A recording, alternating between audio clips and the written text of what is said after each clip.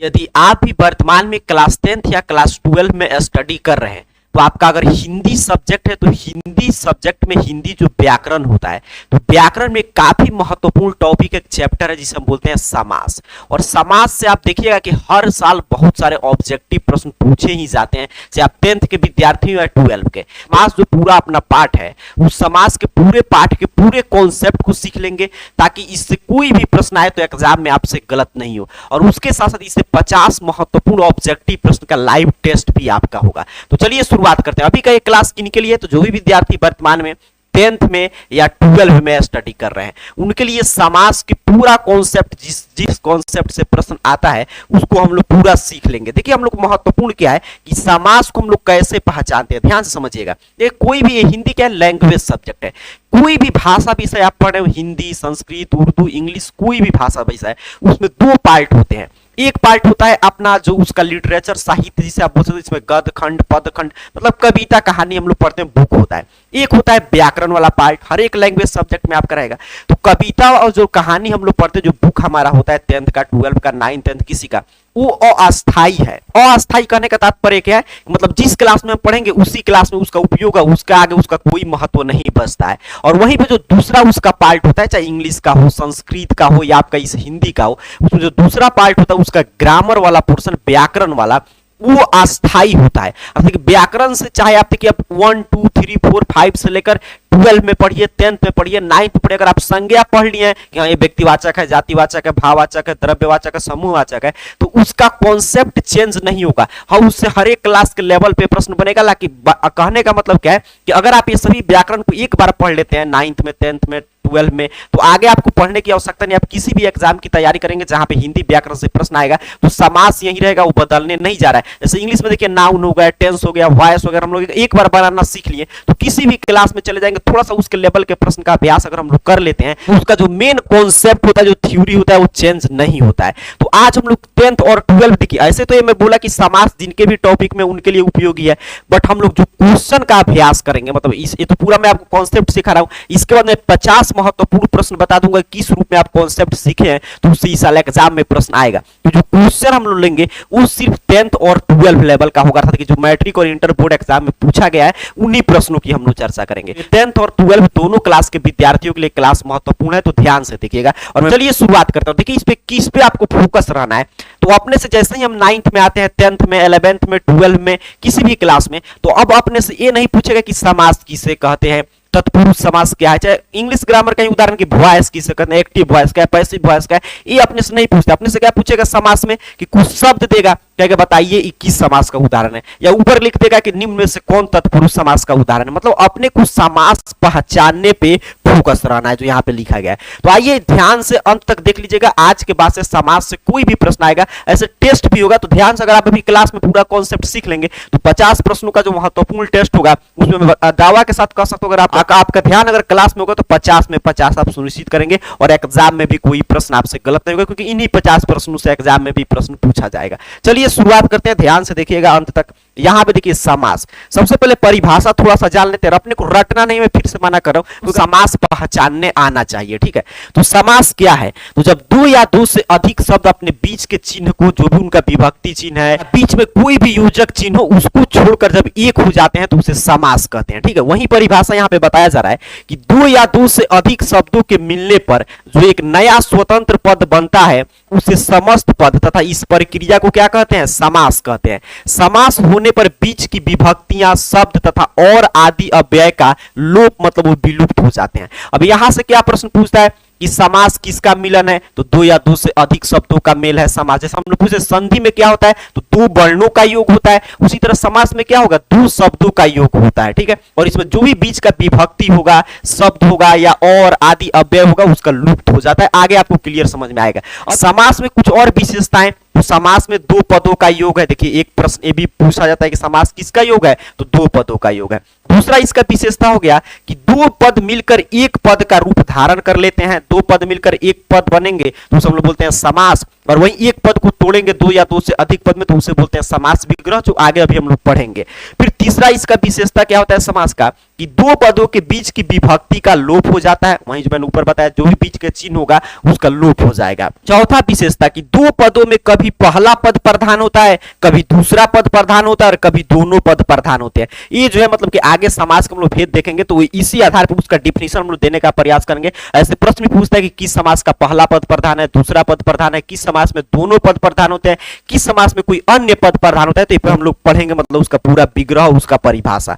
और समास होने पर संधि हो भी सकता है किंतु ऐसा अनिवार्य नहीं, मतलब समास होने पे हो सकता है कि संधि हो जाए लेकिन कोई जरूरी नहीं है। तो संधि समास में सिंपल सा अंतर है, संधि दो वर्णों का योग है और ये जो है समास दो पदों का योग है। ठीक है, यहाँ पे आपने समास के बारे में समझा। चलिए आगे बढ़ते हैं, महत्वपूर्ण बात की शुरुआत अब होगा। अब देखिए समस्त पद जब भी परीक्षा में आपसे पूछा जाए कि समस्त पद आखिर में क्या है, दो या दो से अधिक मिले हुए पदों को समस्त पद कहते हैं, जैसे राजमार्ग, राजपुत्र, दशानन, यथाशक्ति। और वहीं पे पूछेगा कोई आपसे कि समास विग्रह क्या है, तो दो या दो से अधिक मिले हुए पदों को अलग करना क्या कहलाता है, समास विग्रह कहलाता है। जैसे माता पिता का तो माता और पिता, राजमार्ग का तो राजा का मार्ग। अब इसमें देखिए अगर आपसे प्रश्न पूछता है कि समस्त पद बतलाइए तो समझिए उसको पूछ रहा है कि इसको एक कीजिए। जैसे इसी का कोई पूछे समस्त पद राजा का मार्ग तो आप क्या कहेंगे, राजमार्ग। माता और पिता तो माता पिता। अब एक समास विग्रह कीजिए, मतलब दो चीज प्रश्न आपसे पूछेगा, एक है कि समस्त पद बताइए तो मतलब वो समास विग्रह करते उसको एकत्रित कर देना है आपको। और दूसरा सवाल ये पूछे समास विग्रह कीजिए, मतलब वो समस्त पद दिया उसको तोड़ देना है। ठीक है, अब चलिए समास के मुख्यतः 6 भेद होते हैं। देखिए ऐसे आप पढ़े होंगे कि समास के बहुत सारे आप भेद पढ़े होंगे, जैसे नय्य समास होता है, तो वो सब हम लोग तत्पुरुष समास के भेद के अंतर्गत हम लोग मतलब उसको कवर कर लेंगे। तो समास के मुख्यतः कितने भेद होते हैं, 6 भेद होते हैं। पहला होता है आपका अव्ययीभाव समास, दूसरा होता है कर्मधारय। देखिए एक दो नहीं होता है, जैसे हम लोग संज्ञा पढ़ते हैं ना तो जरूरी नहीं है कि जातिवाचक संज्ञा व्यक्तिवाचक लाइन से पढ़े, कोई पहले भाववाचक भी पढ़ सकता है, उससे कोई मतलब नहीं है, यानी कि आप कर्म से ही हम लोग पढ़ेंगे तो इसमें कोई दिक्कत नहीं। अव्ययीभाव समास, कर्मधारय समास, द्वंद्व समास, तत्पुरुष समास, द्विगु समास, बहुब्रीहि समास। और तत्पुरुष समास के काफी भेद होते हैं, जैसे कर्म तत्पुरुष, करण तत्पुरुष, संप्रदान तत्पुरुष, अभी आगे हम लोग पढ़ेंगे।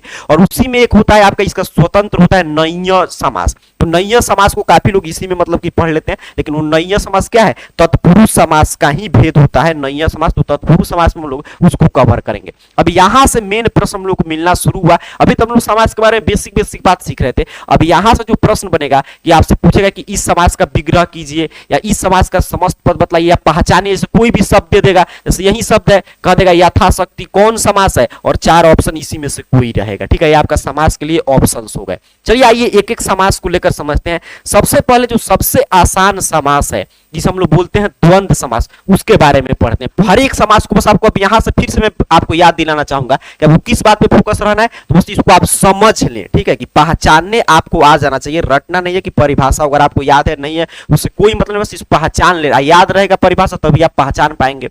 द्वंद्व समास क्या होता है, दो पद का अगर समास है तो उसमें दोनों पद अगर प्रधान है तो उसे हम लोग बोलते हैं द्वंद्व समास। ठीक है, मतलब वैसे समास जिसके दोनों पद प्रधान हो, मतलब दोनों का इक्वल रोल हो, तो उसे हम लोग क्या बोलेंगे, द्वंद्व समास। वही बात यहाँ पे बताया जा रहा है कि जिस समास के दोनों पद प्रधान होते हैं उसे हम कौन समास बोलते हैं, द्वंद्व समास कहते हैं। इस समास के विग्रह में बीच में और तथा अथवा या आदि योजक शब्दों का प्रयोग किया जाता है। जैसे उदाहरण के लिए समस्त पद अगर मान लीजिए यहाँ पे माता पिता है तो इसका समास विग्रह क्या हो जाएगा, माता और पिता। और इसमें देखिए दोनों पद प्रधान है। अब यहां से ऑब्जेक्टिव प्रश्न आपसे पूछेगा कि कौन समास है जिसमें दोनों पद प्रधान होता है, तो आपका जवाब क्या होगा, द्वंद्व समास। और द्वंद्व समास आप आसानी से पहचान सकते हैं, उसमें बीच में योजक चिन्ह, मतलब यहाँ पे देखिए जो योजक साइन देख रहे हैं, यहाँ पे देखिए जो योजक चिन्ह यहाँ पे लगा हुआ है, इसे हम जल्दी से पहचान लेते हैं कि ये द्वंद्व समास है। बट आगे कुछ और भी होगा, जैसे तत्पुरुष में आपको बताऊंगा, उसमें भी कुछ चीज होता है जिसमें बीच में योजक चिन्ह लगा रहता है। अर्थात कि योजक चिन्ह एक आपका मतलब कि तभी 90% समझे योजक चिन्ह वाले शब्द इसी में हम लोग रख देते हैं, लेकिन आपको ये भी ख्याल रखना होगा कि दोनों पद प्रधान होना चाहिए। जैसे देखिए मैं कह रहा हूं आपसे राम लक्ष्मण, तो इसमें दोनों का इक्वल रोल है, राम और लक्ष्मण। तो किस समास का उदाहरण हो गया, द्वंद्व समास का। कृष्ण बलराम तो कृष्ण और बलराम, ये भी किस समास का उदाहरण हुआ, द्वंद्व समास का। दाल रोटी तो दाल और रोटी, नमक मिर्च तो नमक और मिर्च, गुड़ दोष तो गुड़ और दोष। तो इसमें हम लोग द्वंद्व समास में आपको क्लियर समझना है। 2 प्रश्न मिल गया कि इसमें कोई भी आपसे पूछे कि द्वंद्व समास का कौन पद प्रधान होता है, तो इसके दोनों पद प्रधान होता है, मतलब दोनों पद का बराबर योगदान होता है। कैसे पहचानेंगे, तो द्वंद्व समास के बीच में योजक चिन्ह लगा रहेगा और दोनों पद जो भी समास का विग्रह करेंगे तो दोनों पद कोई और या इन सब से हम लोग जोड़ेंगे और दोनों पद का बराबर योगदान होगा। ठीक है, तो ये काफी आसान है, आप समझ चुके हैं कि इसमें दोनों पद प्रधान होता है और इसमें योजक चिन्ह लगा रहता है, और इसका जब भी विग्रह करते हैं तो इसमें और, तथा, अथवा, या आदि योजक चिन्ह से हम लोग इसका विग्रह कर देते हैं। चलिए आगे बढ़ते हैं। द्वंद्व समास आप समझ चुके हैं, दोनों पद प्रधान है। ठीक है, अब द्विगु समास है अगला, यहां पे देख लीजिए। अब द्विगु समास में क्या होता है, इसका पहला पद संख्यावाचक होता है, मतलब इसका जो शुरू वाला पद होगा, जैसे समास दो पदों का योग है तो यहाँ पे जो एक पद इस साइड वाला देखेंगे तो ये संख्यावाचक होगा, मतलब संख्यावाचक विशेषण होगा। विशेषण देखिए, विशेषण के भी कई प्रकार है, अगर आगे आप लोग का डिमांड आता है तो हम लोग जब ये हिंदी व्याकरण शुरू किए हैं तो पूरा हम लोग जो जिस टॉपिक से प्रश्न आता है आपके 10th में 12 बोर्ड एग्जाम में, वो पूरा टॉपिक हम लोग कवर कर लेंगे। तो द्विगु समास का पहला पद संख्यावाचक होता है, अर्थात कि संख्यावाचक विशेषण होता है कि ये बताएगा कि ये किस, मतलब कि जो भी ये समूह है ये कितने संख्या का है, मतलब कितने नंबर का है। तो द्विगु समास में हम आसानी से पहचान सकते हैं कि ये किसी न किसी चीज का समूह बतलाएगा और उसके साथ इसका जो प्रथम पद होगा वो संख्यावाचक होगा। ठीक है, क्लियर हो गया। अब देखिए वही बात यहाँ पे परिभाषा के रूप में लिखा गया है कि जिस समस्त पद में पहला पद संख्यावाचक विशेषण हो अथवा जो समस्त पद किसी समुदाय को की सूचना देता हो वह द्विगु समास कहलाता है। अब इस बात को यहाँ पे ध्यान से समझ के रखिएगा, क्योंकि आगे देखिए काफी समास द्विगु समास होंगे, बहुब्रीहि, क्रमधारय, जिसमें हम लोग को अंतर समझना जरूरी होगा, क्योंकि कुछ समास होते हैं जो एक जैसा दिखाई देंगे और वहां पे विद्यार्थी कंफ्यूजन करते हैं कि द्विगु समास में रखे कि बहुब्रीहि में रखे, क्रमधारय में रखे, तो वहां पे डिफिनीशन काम आएगा। द्विगु समास में दो क्राइटेरिया होना चाहिए, सबसे पहला कि पहला पद संख्यावाचक हो और दूसरा कि पूरा जो पद होगा, मतलब पूरा पद का अर्थ निकलेगा तो ये किसी एक समूह का बोध कराएगा। ठीक है, एक जो लास्ट वाला मैं बता रहा हूं ये काफी महत्वपूर्ण होगा आपको द्विगु समास से और समास से अलग करने में। तो पहला पद क्या होना चाहिए, संख्यावाचक, और पूरे शब्द का जो अर्थ निकले वो किसी भी चीज का समूह का बोध कराए। जैसे उदाहरण समझेंगे, पंचवटी, तो 5 वटों का समूह। देखिए सर यहाँ पे पंच जो है ये आपका क्या है, पहला पद संख्यावाचक है, और यहाँ पे क्या कर समूह, एक वटों के समूह का यह निर्धारण करा, तो इसीलिए कौन समास है, द्विगु समास है। त्रिलोक मतलब 3 लोकों का समूह, तो इसमें भी त्रि तो ठीक है संख्यावाचक है, लेकिन उसके साथ साथ जो यहाँ पे देखिए इसका अर्थ निकल लोकों का समूह, मतलब एक लोक का समूह का, मतलब पूरे से क्या हो रहा है कि इसके समूह का बोध हो रहा है और पहला पद संख्यावाचक होगा तो ये द्विगु समास में आ गया। चौराहा तो 4 राहों का समारोह, अर्थात कि 4 जो है संख्यावाचक है और एक ग्रुप का भी, मतलब कि एक समुदाय का भी ये सूचना दे रहा है।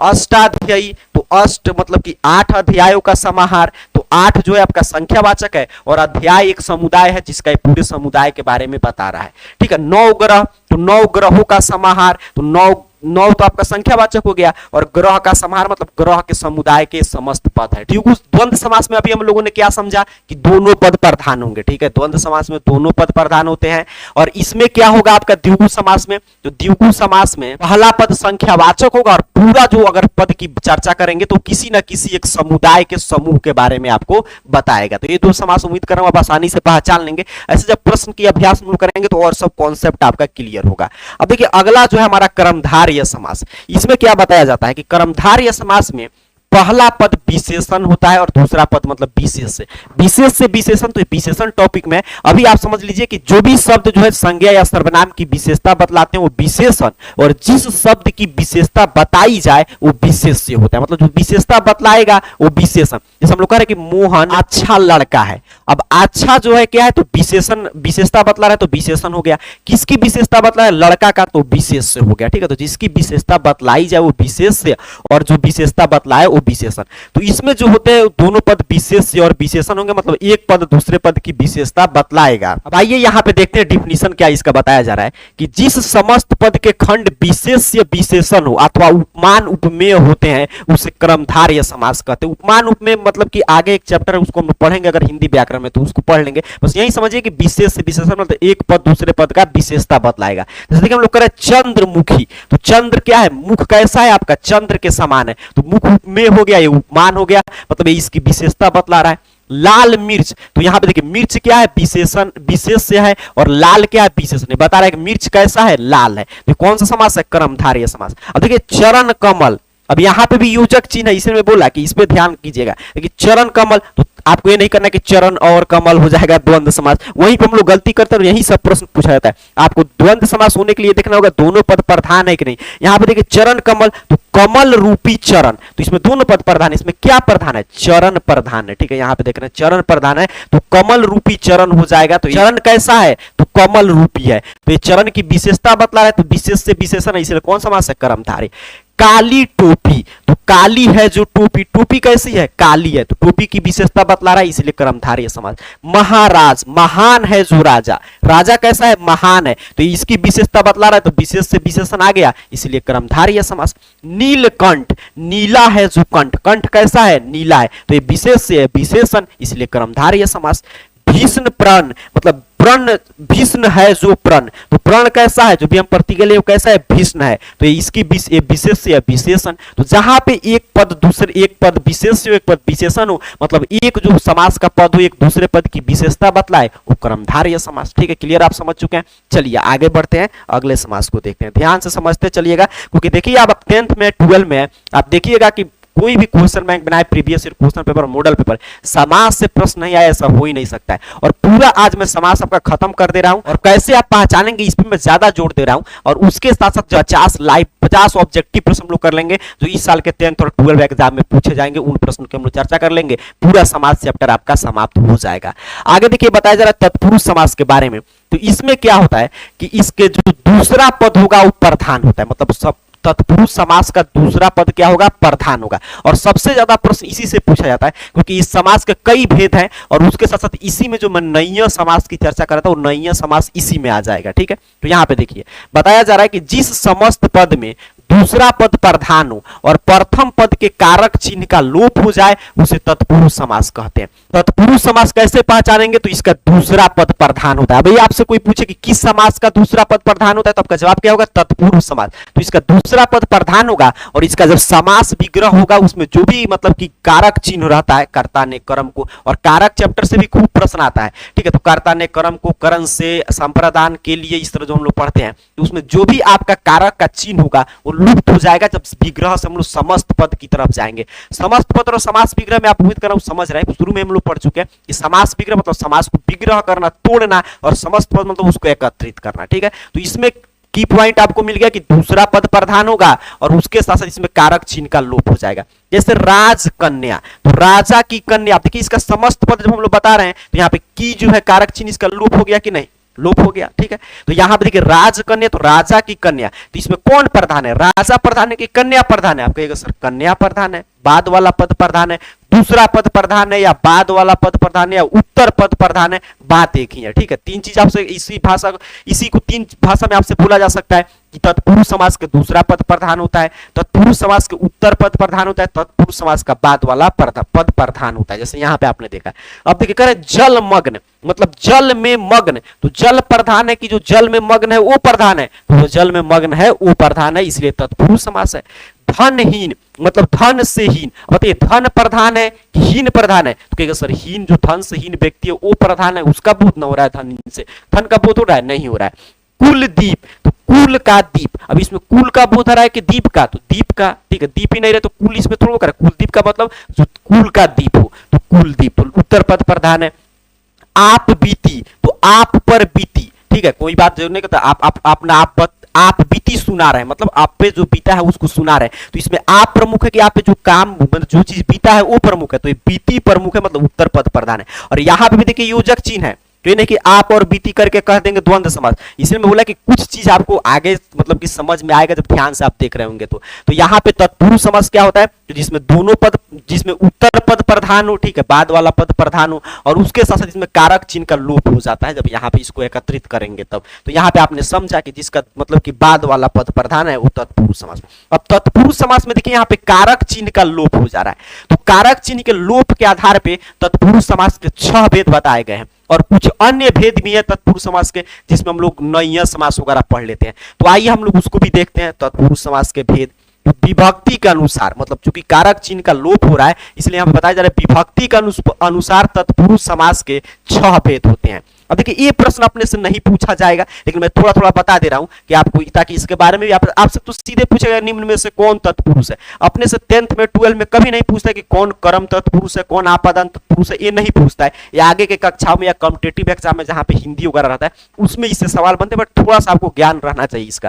तो विभक्ति, चूंकि इसमें हम लोग अभी देखिए पीछे हमने आपको बताया इसमें क्या होता है तत्पुरुष समास में कि विभक्ति चिन्ह का लोप हो जाता है। तो विभक्ति चिन्ह के लोप के आधार पे इसके 6 भेद है। पहला होता है कर्म तत्पुरुष। अब जो कर्म तत्पुरुष होगा तो हम लोग पढ़ते हैं कर्ता ने कर्म को, क्या पढ़ते हैं, कर्ता ने कर्म को। तो इसमें जो है को जो चिन्ह होगा उसका लोप हो जाएगा। इसमें भी देखिए उत्तर पद प्रधान होगा, बाद वाला पद प्रधान होगा, दूसरा पद प्रधान होगा ही, लेकिन इसमें कौन सा चिन्ह लुप्त होगा, को चिन्ह। जैसे हम कहें कि स्वर्गगत, स्वर्गगत मतलब स्वर्ग को गया हुआ, तो इसमें देखिए को जो है समस्त पद करे तो गायब हो जा रहा है। आपसे कोई कहे ग्रामगत मतलब ग्राम को गया हुआ, तो इसमें को लुप्त हो रहा है। और स्वर्गगत, ग्रामगत ये सभी कौन से मतलब कि समास है, आपसे पूछेगा तत्पुरुष समास है, ठीक है। तो कर्म तत्पुरुष में क्या होगा, को चिन्ह का लोप हो जाएगा। अब जैसे आपका दूसरा है यहाँ पे करण तत्पुरुष, तो करण कर्ता ने कर्म को करण से, तो इसमें क्या होगा, से जो आपका चिन्ह होगा, ऐसा हम लोग आगे हम लोग पढ़ेंगे कारक, अगर आपका डिमांड आता है तो कारक चिन्ह से भी खूब प्रश्न पूछे जाते हैं 10th और 12th दोनों क्लास में, तो वो भी हम लोग पढ़ेंगे, वो भी आपके सिलेबस का पॉइंट है। तो करण जब होगा मतलब कि करण तत्पुरुष, तो इसमें भी उत्तर पद प्रधान होगा, इसमें तो कोई डाउट नहीं, लेकिन इसमें जब हम लोग समस्त पद या समास विग्रह करेंगे तो इसमें से चिन्ह आएगा। इसमें आपसे उदाहरण के तौर पे कहूं रेखांकित, तो रेखाओं से अंकित, ठीक है, रेखांकित मतलब रेखाओं से अंकित, तो रेखांकित भी तत्पुरुष समास का उदाहरण है, लेकिन एक करण तत्पुरुष हो गया क्योंकि इसमें से चिन्ह आ रहा है जब समास विग्रह कर रहे हैं। तो फिर उसी तरह हम आपसे कहें गुणहीन, तो गुणों से हीन, गुणहीन मतलब गुणों से हीन, इसमें भी उत्तर पद प्रधान है, तत्पुरुष समास है, लेकिन करण तत्पुरुष का उदाहरण हो गया, ठीक है, क्लियर। आप थोड़ा थोड़ा मैं आपको बता दे रहा हूं। फिर अगला देखिए हमारा है संप्रदान, तो संप्रदान का साइन क्या होता है, के लिए ना होता है, बिल्कुल के लिए। तो इसमें क्या होगा कि के लिए का लुप्त होगा, ठीक है, संप्रदान कारक में के लिए। जैसे हम लोग कहें कि बलि पशु, अब देखिए यहां पे मैं थोड़ा सा लिख दे रहा हूं ताकि आपको दिखाई दे, आप समझ पाए, बलि पशु। अब यहां पे भी देखिए योजक चिन्ह आ रहा है, यहां पे भी देख रहे हैं योजक चिन्ह आ रहा है, लेकिन इसका मतलब थोड़ा कि द्वंद्व समास है, नहीं है, यही तो अंतर आपको समझ के रखना है, इसी पे सारा प्रश्न आएगा। अब बलि पशु में क्या है कि इसमें हम लोग मान लीजिए जिसका समास विग्रह करेंगे तो बलि के लिए पशु मतलब बलि देने के लिए जो पशु है वो बलि पशु है, बलि के लिए पशु, तो इसमें क्या प्रमुख है, पशु प्रमुख है, जो तत्पुरुष समास है, लेकिन चूंकि इसका विग्रह करने पे बलि के लिए पुरुष और के लिए चूंकि संप्रदान कारक का चिन्ह है इसलिए संप्रदान तत्पुरुष है। क्लियर, आप समझ चुके हैं। चलिए एक और मैं आपको उदाहरण दूं तो मार्ग व्यय, अगर मैं कहूं यहां पे मार्ग व्यय, देखिए ध्यान से, तो मार्ग व्यय, तो इसमें क्या प्रमुख है, मार्ग है कि व्यय, तो कहेगा सर व्यय प्रमुख है, क्योंकि मतलब मार्ग व्यय का मतलब कि मार्ग के लिए व्यय, रास्ता के लिए जो खर्चा हुआ वो मार्ग व्यय हुआ, तो इसमें व्यय प्रमुख है। और चूंकि इसका हम लोग समास, तो इसलिए तत्पुरुष समास हो गया, उत्तर पद प्रधान हुआ, चूंकि इसको विग्रह कर ले तो आ रहा है मार्ग के लिए व्यय और के लिए संप्रदान कारक का चिन्ह, इसलिए ये संप्रदान तत्पुरुष हो जाएगा। क्लियर, आप समझ रहे हैं। तो इसमें क्या है कि कारक के चिन्ह के अनुसार हम लोग यहाँ पे इसको मतलब कि पढ़ रहे हैं। अब थोड़ा सा देखिएगा यहाँ पे आगे, क्लियर, मैं आपको सिखाने का प्रयास कर रहा हूँ। आपादान तत्पुरुष, तो आपादान का साइन क्या होता है, से होता है, लेकिन किसके अर्थ में होता है, अलगाव के अर्थ में। अब जैसे मैं आपादान तत्पुरुष में क्या कहे, जैसे कोई आपसे कहे कि धनहीन, क्या कहे, धनहीन, तो धनहीन का मतलब क्या होता है, यहाँ पे मैं लिख भी दे रहा हूं, तो धन से हीन, ठीक है, धनहीन का मतलब धन से जो हीन हो। अब धन से हीन, तो इसमें क्या प्रमुख है, तो हीन जो व्यक्ति है धन से वो प्रमुख है, तो उत्तर पद प्रधान है, ये तत्पुरुष समास का उदाहरण है, लेकिन से चिन्ह आ रहा है और धन से हीन पूरा उससे मतलब कि धन उससे जा चुका है, अलगाव का भी बोध रहा है, इसलिए आपादान तत्पुरुष हो जाएगा। पथ भ्रष्ट, पथ से भ्रष्ट, तो इसमें भी उत्तर पद प्रधान है और लेकिन कौन सा है, आपादान तत्पुरुष आपका हो जाएगा। तो ये थोड़ा सा बस आपको समझ के रखना है। संबंध तत्पुरुष, तो संबंध में क्या आता है, का के की, संबंध कारक का क्या है, का के की, तो इसमें देखिए क्या होगा कि का के की, जैसे विद्यार्थी, विद्या का अर्थी, अब विद्यार्थी में विद्या प्रमुख है कि अर्थी प्रमुख है, तो अर्थी प्रमुख है, तो विद्या का अर्थी, ये तत्पुरुष समास है, चूंकि बाद वाला पद प्रधान है, लेकिन का इसमें आ रहा है, संबंध बता रहा है, इसलिए संबंध तत्पुरुष। कुल दीप जो हम लोग पढ़े थे, कुल का दीप, वो भी संबंध तत्पुरुष है, ठीक है। चलिए यहां पे देखिएगा अधिकरण, तो अधिकरण का चिन्ह क्या होता है, में पर होता है, अधिकरण का चिन्ह क्या होता है, में या पर होता है, ठीक। अब में पर में जैसे हम लोग पढ़े थे कि आप बीती, अभी पीछे पढ़े थे, तो आप पर बीती, तो उसमें भी कौन सा तत्पुरुष हो जाएगा, अधिकरण तत्पुरुष। और व्याकरण पटु, तो व्याकरण में पटु, व्याकरण पटु मतलब व्याकरण में पटु, तो वो भी कौन होगा, अधिकरण तत्पुरुष। तो इस तरह आपके तत्पुरुष समास में चूंकि मेन बात आपको जो की पॉइंट समझना है वो समझना है कि तत्पुरुष समास का उत्तर पद मतलब बाद वाला पद प्रधान होता है, दूसरा पद प्रधान होता है। ये मेन हो गया पहचानने का तरीका। और चूंकि इसमें समास जब विग्रह करते हैं या समस्त पद या समास विग्रह से समस्त पद की तरफ हम लोग जाते हैं तो इसमें कारक चिन्ह का लोप हो जाता है। तो उसी कारक चिन्ह के लोप के आधार पर इसके 6 भेद हम लोग पढ़ लेते हैं। कर्म तत्पुरुष जिसमें को का लोप हो जाए और बाद वाला पद प्रधान हो, करण तत्पुरुष जिसमें से चिन्ह का लोप हो जाए और उत्तर पद प्रधान हो तो करण तत्पुरुष, संप्रदान तत्पुरुष जिसमें के लिए पद का लोप हो और उत्तर पद प्रधान हो, आपादान तत्पुरुष जिसमें से शब्द का लोप हो और बाद वाला पद प्रधान हो, संबंध तत्पुरुष जिसमें का के की पद का लोप हो और इसमें भी बाद वाला पद प्रधान हो, क्योंकि तत्पुरुष है तो बाद वाला पद प्रधान होगा ही। और अधिकरण तत्पुरुष में मे पर प्रधान हो और उसके मे पर मतलब कि उसमें से लोप हो जाए और उत्तर पद तो प्रधान रहेगा तभी तत्पुरुष है। तो उम्मीद कर रहा हूं ये बात आपको मैं समझाने का प्रयास किया हूं उदाहरण के साथ। अब देखिए तत्पुरुष समास के कुछ अन्य भेद हैं, इसमें भी काफी भेद हैं लेकिन हम लोग एक प्रमुख पढ़ेंगे नय्य समास, क्योंकि इससे खूब प्रश्न बना मतलब कि पूछा जाता है। ये भी तत्पुरुष समास का ही भेद है, नय्य समास, ठीक है। लेकिन इसको काफी लोग इसको स्वतंत्र समास मानकर भी पढ़ते हैं। तो नय्य तत्पुरुष समास क्या होता है कि इसमें ना का बोध होगा, मतलब नकारात्मक चीज का बोध होगा, निषेध का मनाही का बोध होगा, ठीक है। जैसे यहाँ पे देखिए कह रहा है कि अभाव तथा निषेध के अर्थ में किसी शब्द पद से पूर्व अ अथवा अन लगाकर जो समास बनता है उसे नय्य समास कहते हैं। जैसे अधर्म तो न धर्म, ठीक है, अधर्म मतलब न धर्म, तो इसमें बाद वाला पद प्रधान है इसलिए तत्पुरुष में है, लेकिन मनाही हो रहा है इसलिए अधर्म। अनिष्ट तो अनिष्ट, अपूर्ण तो न पूर्ण, अनाचार अनाचार, अनर्थ माने न अर्थ, अमंगल माने न मंगल इत्यादि। तो नय्य समास पहचानना काफी आसान होता है। इससे मनाही का बोध होगा, निषेध का, और इसको तोड़ेंगे तो न का नहीं का बोध जरूर होगा, मतलब नहीं का समास विग्रह में शब्द का प्रयोग न नहीं जरूर आएगा। तो नय्य समास हम लोग पहचान सकते हैं, ठीक है। तो नय्य समास तो काफी आसान है, इसमें निषेध का मनाही का नकारात्मक चीज का बोध होगा। ये आप क्लियर समझ चुके हैं। चलिए आगे बढ़ते हैं। यहाँ पे अगला समास जो हम लोग का है अव्ययीभाव समास।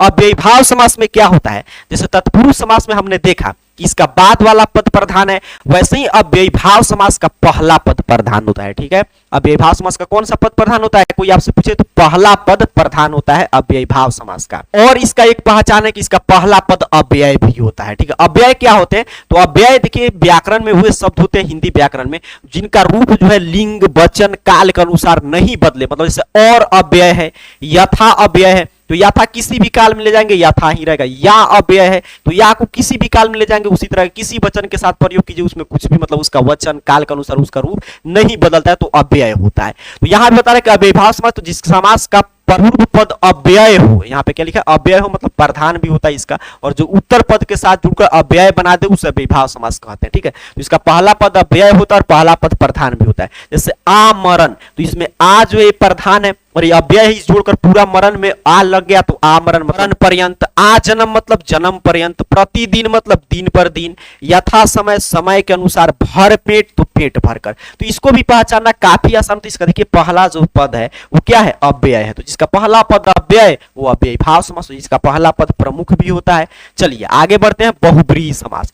बहुब्रीहि समास में क्या होता है कि इसमें कोई पद प्रधान नहीं होता है। बहुब्रीहि समास में क्लियर आपको समझना है कि इसमें कोई पद प्रधान मतलब दो पद होगा, दोनों में से कोई पद प्रधान नहीं है, कोई अन्य पद, और इसका पूरा समास विग्रह करेंगे तो इसका अन्य अर्थ निकलता है। जैसे यहाँ पे देख लीजिए वही बात बताया जा रहा है कि जिस समास में कोई भी पद प्रधान नहीं होता है वरन दोनों ही पद किसी अन्य संज्ञा शब्द के विशेषण होते हैं उसे बहुब्रीहि समास कहते हैं। तो कोई भी पूछा जाए किस समास में, तो आपसे प्रश्न पूछे कि किस समास में कोई भी पद प्रधान नहीं होता है तो बहुब्रीहि समास में, किस समास में कोई अन्य पद प्रधान होता है तो बहुब्रीहि समास में, ठीक। जैसे यहाँ पे उदाहरण से समझेंगे दशानन, अब इसमें ना 10 प्रधान है ना आनन प्रधान है, इसमें क्या प्रधान है रावण प्रधान है, ठीक है। 10 है आनंद जिसके अर्थात रावण। अब लंबोदर, अब ना लंबा प्रधान है ना उदर प्रधान है, इसमें क्या प्रधान है तो लंबा है उदर जिसका अर्थात गणेश अन्य पद प्रधान है। त्रिलोचन, अब देखिए त्रिलोचन है तो इसमें ना त्रि प्रधान है ना लोचन प्रधान है, ठीक है। यहाँ पे ना यहीं से आपको अंतर समझना होगा क्योंकि यहाँ पे देखिए पहला पद संख्यावाचक आ रहा है तो द्विगु होगा कि बहुब्रीहि होगा, कैसे हम लोग पता करेंगे अभी मैं आगे आपको पूरा अंतर भी समझाऊंगा।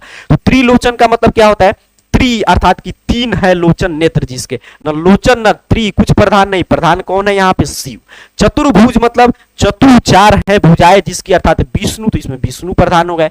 चक्रपाणी, चक्र है पाणी मतलब हाथ में जिसके अर्थात विष्णु, तो इसमें क्या आपने देखा कि इसमें अन्य पद प्रधान होगा, दोनों में से कोई भी पद प्रधान नहीं होता है, तो वो आपका हो जाएगा बहुब्रीहि समास। चलिए क्लियर, आप समझ चुके हैं। आइए मैं कुछ अंतर आपको बताता हूं। यहाँ पे देखिएगा कि कुछ समास आपको देखने में एक जैसे प्रतीत होते हैं परंतु उनमें अंतर होता है, और वहीं से प्रश्न ज्यादा पूछा जाता है ताकि वहीं पे विद्यार्थी कंफ्यूज होंगे, तो वहां से प्रश्न ज्यादा बनता है। अब देखिए वही बात बताया जा रहा है कि कुछ समास में समानता प्रतीत होती है किंतु फिर भी उनमें अंतर होता है, जैसे द्विगु और बहुब्रीहि समास में अंतर। ये पूरा जो लिखा है इसको मैं आपको सामान्य भाषा में समझाऊं तो द्विगु और बहुब्रीहि में अभी आपने देखा कि दोनों में हो सकता है कभी कभी संख्यावाचक मिल जाए, लेकिन अंतर क्या है, अगर क्राइटेरिया एक साइड लिखना हो द्विगु एक साइड बहुब्रीहि, ताकि हमको क्लियर समझ में आ जाए, तो देखिए एक चीज आपको समझ के रखना है कि द्विगु जो समास होगा उसका पहला पद संख्यावाचक होगा, लेकिन बहुब्रीहि समास में ऐसा जरूरी नहीं है, हो भी सकता है संख्यावाचक, नहीं भी हो सकता है।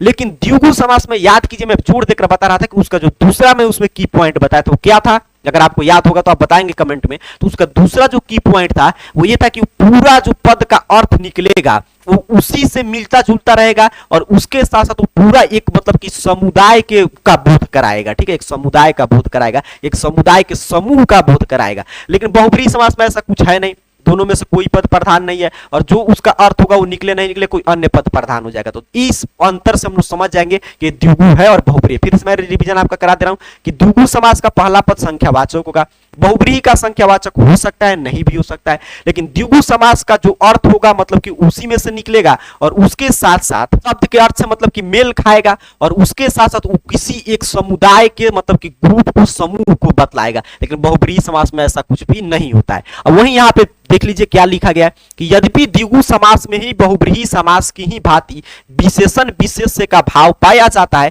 तथापि दोनों में पर्याप्त अंतर होता है, क्योंकि द्विगु समास केवल संख्यावाचक विशेषण तक ही सीमित रहता है, वही जो मैं बताया आपको, जबकि बहुब्रीहि में ऐसा कुछ नहीं होता। द्विगु समास का अर्थ उसके शब्द खंडों से भिन्न नहीं होता, जैसे पंचवटी तो इसमें 5 वट वृक्षों का समूह सूचित हो रहा है, तो इसमें दोनों इसी से अर्थ निकल रहा है। बहुब्रीहि समास में यदि पहला पद संख्यावाचक विशेषण बनकर आता भी है तो वह दूसरे पद का विशेषण न होकर दूसरे पद को भी साथ लेकर किसी अन्य संख्या आदि का विशेषण बन जाता है तथा उसके अर्थ उसके शब्द के अर्थ से एकदम भिन्न होता है। जैसे पंचानन, पंच है आनन मुख जिसके अर्थात सिंह, यह बहुब्रीहि समास का उदाहरण है। आपने समझ लिया कि द्विगु समास में बहुब्रीहि समास में कोई कंफ्यूजन नहीं रहेगा, दोनों द्विगु समास का पहला पद संख्यावाचक रहेगा, बहुब्रीहि समास में हो भी सकता है, नहीं भी हो सकता है। द्विगु समास का जो अर्थ तोड़ेंगे उसी से मिलकर निकलेगा और एक समुदाय के समूह का बोध कराएगा, लेकिन बहुब्रीहि समास में अर्थ बिल्कुल बदल जाएगा, कोई अन्य पद प्रधान हो जाएगा। तो ये अंतर आपने समझा, यहां से खूब प्रश्न आएंगे। चलिए अगला अंतर देखते हैं, क्रमधार्य और बहुब्रीहि में अंतर। ठीक है, क्रमधार्य और बहुब्रीहि में क्या अंतर है? सेम वही अंतर है। क्रमधार्य में क्या होगा कि उसका जब शब्द हम लोग तोड़ेंगे ना तो उसी शब्द से मिलता जुलता अर्थ मतलब समास रहेगा समस्त पद, और उस समस्त पद का जब समास विग्रह करेंगे तो उसी से मिलता जुलता अर्थ देगा। लेकिन वो बहुब्रीहि में तो आप देख ही रहे एकदम अन्य पद प्रधान हो जा रहा है, कोई अन्य अर्थ आ जाएगा। ठीक है, वही बात यहाँ पे बताया जा रहा है कि क्रमधार्य समास में समस्त पद में एक पद दूसरे पद का विशेषण या उपमान होता है। जैसे नीलंबर, तो नीला है जो आकाश अर्थात नीले रंग का आकाश, तो इसी से अर्थ निकल रहा है नीलांबर। देह लता, तो देह रूपी लता देखिए इसी से है, अर्थ मिलता जुलता है। में लता पद देह पद का उपमान है। बहुब्रीहि समास के दोनों पद किसी अन्य संज्ञा आदि पद के विशेषण होते हैं और इनका अर्थ शब्द खंड के अर्थ से सर्वदा भिन्न होता है। जैसे वज्रांगी, तो वज्र के समान अंग है अर्थात हनुमान। यहाँ वज्र पद या अंगी पद का विशेषण न होकर दोनों ही पदे अन्य संज्ञा शब्द हनुमान के लिए विशेषण है। तो यहाँ पे क्लियर आप समझ चुके हैं कि क्रमधार्य का अर्थ उसका जो समस्त पद होगा उससे मिलता जुलता रहेगा, लेकिन बहुब्रीहि में आप समझ चुके हैं कोई अन्य पद प्रधान होता है। ठीक है, ध्यान से समझते चलिएगा। अब एक और समास में अंतर से प्रश्न आता है कि द्विगु और क्रमधार्य समास में अंतर। में देखिए इसमें तो काफी आसान है। द्विगु समास में क्या होगा कि पहला पद संख्यावाचक रहेगा, जो मैं पीछे बता रहा था, और एक समूह का बोध कराएगा। लेकिन क्रमधार्य समास में भी पहला पद संख्यावाचक रहेगा, लेकिन वो दूसरे पद की विशेषता बतलाएगा, न कि समूह का, किसी समूह का बोध वो नहीं कराता है। ठीक, अब देखिए यहाँ पे वही बात बताया गया कि दोनों ही समास में पदों में परस्पर विशेषण विशेष से भाव का संबंध पाया जाता है, किंतु फिर भी अंतर है। द्विगु समास का पहला पद हमेशा ही संख्यावाचक विशेषण होता है, जबकि कर्मधारय में ऐसा नहीं होता है। अर्थात कर्मधारय का एक पद विशेषण होने पर भी संख्यावाचक विशेषण कभी नहीं होता। जैसे नवरत्न, तो नवरत्नों का समूह तो द्विगु समास, और सज्जन तो सत है जो जन, तो एक कर्मधारय समास। ठीक है, तो इसमें तो अंतर काफी आसान है समझना। ये हमेशा संख्यावाचक होगा, इसमें कोई भी जरूरी नहीं संख्यावाचक हो। ये समूह का बोध कराएगा, ये समूह का बोध नहीं कराएगा। अब चलिए मैं फिर से जो भी हम लोग पढ़े हैं मैं आपको एक बार पहचान दिला यहाँ पे बता दे रहा हूं कि कैसे आप पहचानेंगे। ठीक है, यहाँ पे देखिएगा ध्यान से थोड़ा सा, यहाँ पे बताया जा रहा है कि ये जो समास था हम लोग को मूल काम क्या है कि समास को पहचानना कि कौन समस्त पद दिया रहेगा तो कौन सा समास है। अव्ययभाव समास मैं आपसे पूछूं, अगर आपका ध्यान क्लास में है तो अव्ययभाव समास आप कैसे पहचानेंगे? कहेंगे सर इसका पहला पद प्रधान होता है और उसके साथ साथ इसका पहला पद क्या होता है? अव्यय होता है। द्वंद्व समास तो दोनों पद प्रधान होगा, बीच में योजक चिन्ह लगा होगा। द्विगु समास पहला पद संख्यावाचक होगा, लेकिन उसके साथ साथ तो किसी समूह के समुदाय के पूरे एक समूह का बोध कराएगा। ठीक, आप पहचान सकते हैं यहाँ पे आसानी से। कर्मधारय समास तो इसमें क्या होगा कि पहला पद विशेष से, एक पद विशेष से होगा, एक पद विशेषण होगा। ठीक है, इसमें विशेष विशेषण होगा। तत्पुरुष समास में बाद वाला पद प्रधान होगा और इसमें कारक चिन्ह का लोप हो जाता है, जिसके आधार पर हम लोग कर्म तत्पुरुष, करण तत्पुरुष, संप्रदान, आपादान, संबंध, अधिकरण तत्पुरुष की चर्चा की है। और इसी में एक नय्य समास भी होता है जिसको कैसे पहचानते हैं? तो उसे नहीं का, नकारात्मक चीज का, न का, निषेध का बोध होता है। ठीक है, मनाही का बोध होता है। बहुब्रीहि समास, इसमें दोनों में से कोई भी पद प्रधान नहीं है, कोई अन्य पद प्रधान है। तो इस तरह मैंने आपको पूरा समास यहाँ पे डिटेल में समझाने और सिखाने का प्रयास किया हूं। अगर ध्यान से आप ये सभी चीज देखकर लिख लेंगे, अपने कॉपी वगैरह में नोट्स तैयार कर लेंगे, तो इससे बाहर कोई भी प्रश्न नहीं आएगा। ठीक है, क्लियर, आप समझ चुके हैं। इससे बाहर देखिए कोई भी प्रश्न आपको नहीं मिलने जा रहा है। बस आपको क्या करना है कि इसको ध्यान से लिख लीजिएगा, आपका पूरा समास का नोट्स तैयार हो गया। अब मैं आपसे इससे 50 प्लस ऑब्जेक्टिव प्रश्न का आपका लाइव टेस्ट लूंगा। ठीक है, कल आपका शाम में लाइव टेस्ट होगा। तो कल के लिए आपको अब काम क्या करना है, आप ने कि पढ़ लिया, आपका काम खत्म। कॉपी लीजिए और क्लास को देख देख कर एक एक जगह या स्क्रीनशॉट ले लेकर इसको लिख लीजिए पूरा, और लिखने के बाद इसको याद करके, और कल आपको ये सुनिश्चित करना है कि 50 प्रश्नों का जो लाइव टेस्ट होगा उसमें आपको 50 में 50 अंक आना चाहिए। तब समझिए आप समास पूरा समझ चुके हैं और आप समाज से कोई भी प्रश्न आएगा एग्जाम में गलत नहीं होगा। अब कौन सा क्लासेज आता है, इसके लिए आप टेलीग्राम चैनल ज्वाइन हो सकते हैं। टेलीग्राम पे इस चैनल का नाम AR कैरियर, जिस तरह ऐप आता है टेलीग्राम, सर्च कीजिएगा आ जाएगा, या लिंक डिस्क्रिप्शन बॉक्स में मिल जाएगा, वहां से भी ज्वाइन हो जाइए। वहां पे PDF वगैरह भी आपको सेंड कर दिया जाएगा। तो कल मिलते हैं, तब तक इसको याद करके आइएगा। तो इसके महत्वपूर्ण ऑब्जेक्टिव प्रश्न का टेस्ट हो जाएगा और समास आपका चैप्टर खत्म। आगे आप कौन सा हिंदी व्याकरण का पाठ पे क्लास चाहते हैं नीचे कमेंट बॉक्स में जरूर बताइएगा। तब तक के लिए आप सभी को बहुत बहुत धन्यवाद।